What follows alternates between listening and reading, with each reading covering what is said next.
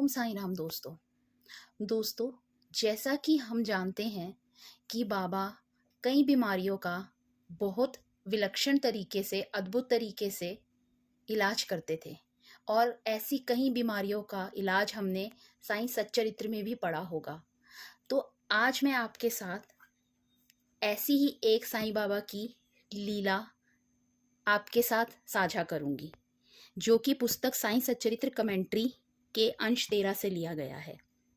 बाबा ने कैसे एक सज्जन व्यक्ति के मधुमेह यानी डायबिटीज को ठीक करने का प्रयास किया, लेकिन उसने बाबा की आज्ञा का पालन नहीं किया और मधुमेह के स्थायी इलाज को खो दिया। एक बार ज्योतिंद्रा तरखड़ गर्मी की छुट्टी के दौरान शिरडी गए। वह दोपहर में द्वारका माई गए और बाबा ने उन्हें अपने पास बिठा लिया। बहुत गर्मी थी और कई भक्त बाबा की पूजा करने आए थे। तभी एक तरबूज बेचने वाला तरबूजों की टोकरी लाया और बाबा ने वो पूरी टोकरी खरीद ली।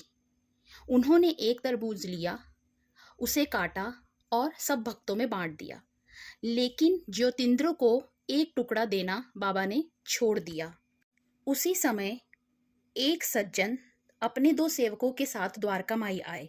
उन्हें गंभीर मधुमेह था और किसी ने उन्हें इलाज के लिए बाबा के पास जाने की सलाह दी थी।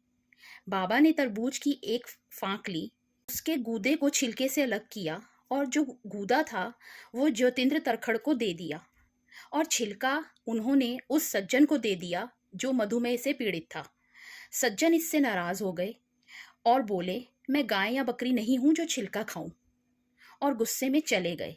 तभी बाबा ज्योतिंद्र तरखड़ की ओर मुड़े और बोले, भाऊ तुम ये छिलका खा लो, क्योंकि सज्जन को इसे खाने में बहुत आपत्ति है। ज्योतिंद्र तरखड़ ने तुरंत छिलका खा लिया।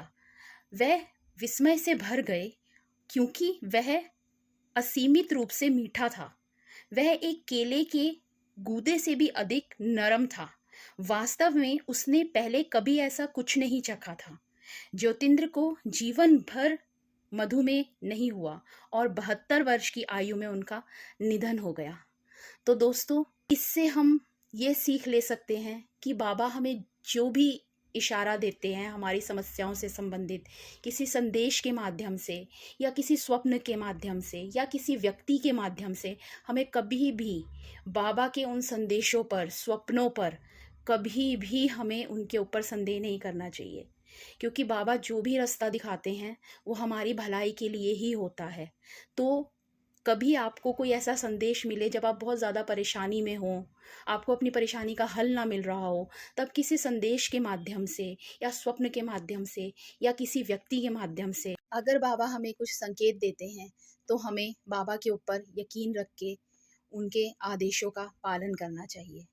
ओम साईं राम।